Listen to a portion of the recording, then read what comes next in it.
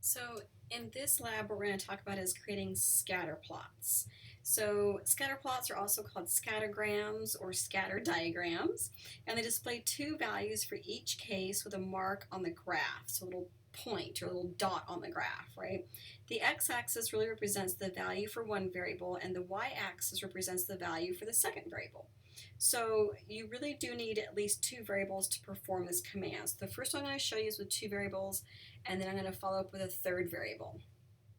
Okay, so both variables should be at least interval, hopefully ratio, and if it's nominal or ordinal data, you really need to be cautious about your interpretations, right? So with scatter plots, you really should be using scale according to SPSS, but interval and ratio scales.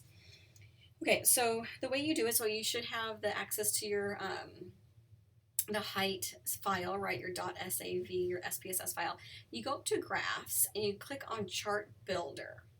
Okay, and it's going to give this little pop-up cautionary box here, and it says make sure before you run this command that all your measurement levels, all your scales of measurements are set properly for each variable.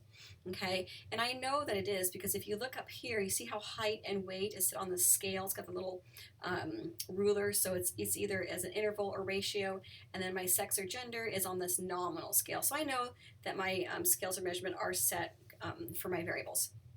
Okay, and so what I want to do is I want to see if height is a good predictor of weight, right? So I'm going to go down here and click on scatter plot, and so I click on this, I just kind of drag it up here, and that way SPSS knows, okay, which kind of chart I want. Okay, and then I'm going to drag my height to my x variable, my x-axis, and my weight, because again I'm looking at it, does height really predict weight, or is there a correlation between that?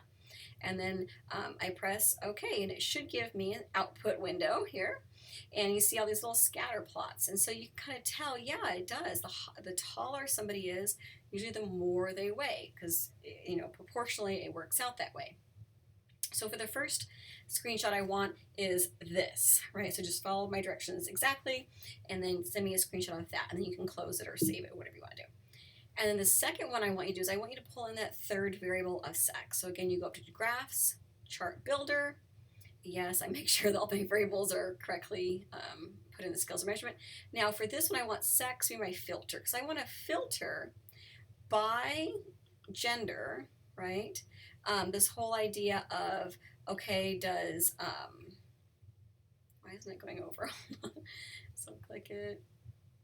I don't know what's going on. Yeah, so maybe it's there we go. No, where is it? So why can't it? I want to filter it.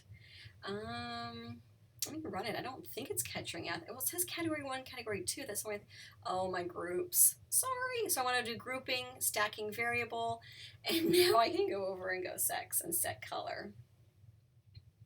Okay, so I press OK, and now hopefully it's by color. So yeah, so you see here the females, the 2s are in red, and on average, the females are usually smaller than males, and the blues are up here for males. And so we can tell we're still sorting again by height. Is that a predictor of how much weight? But now what we're doing is we're kind of grouping it into two different groups, if you will, or color coding it. So for the second screenshot I want you to do that too.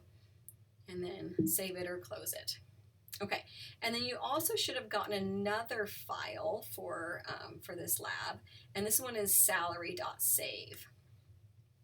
So with this one we have salary and years of service, sex, classification, and education. So if you click on variable view, you can go back and forth. And so what I did was for education, this is educational level, right? And it's just by how many years of school. So 12 years would mean they have a high school diploma. 16 years would mean they have a college, a bachelor's degree, that kind of stuff. And then I coded my sex for males being 1 and females being 2. And I also set my accurate scales of measurement. So again, sex and classification is nominal, with 1 being clerical, 2 being technical, and 3 being professional. And then my genders, again, 1 being males, 2 being females. So you have this data here. If you click on A1, right, you can kind of see the different classifications there. Okay, so for this one, you go up here, go graphs, you go chart builder, Yes, I do have my scales and measurements set for all of my variables, and I'm going to run a scatter plot, right? And I'm going to click and drag that up there.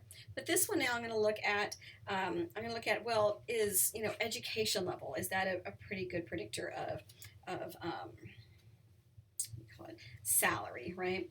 So I'm going to click on my education level is my x-axis, right? So I'm going to go education, click on x-axis, and let's go salary. So salary, and then go okay. So let's see here.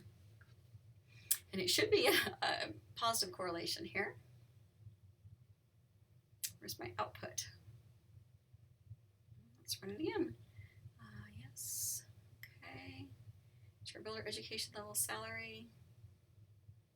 Yeah. Here we go. There's my scatter plot. It's going to give me twice now. I was just being impatient. I'm sorry. So you can see here, as the more education somebody gets, the higher their salary is, right? So you just have like this positive correlation. And we haven't got to correlation yet.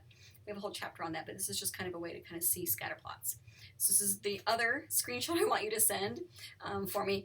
And then, so now we have three, right? So you have the base one with just 2 variables. You have the one with 3 variables, pulling out the difference between genders. And now you have this simple scatter plot by education level for salary. And then what I also want you to do is I want you to use your dummy data, the one that you had before with like the skill set and gender and all that kind of stuff that you used a couple labs ago now. Keep using that one. And I want you to do a scatter plot for that and tell me what your what your independent, kind of your x-axis and your y-axis and why you're thinking that one can show some correlation or prediction with the other one. Okay, I think that's it for this lab.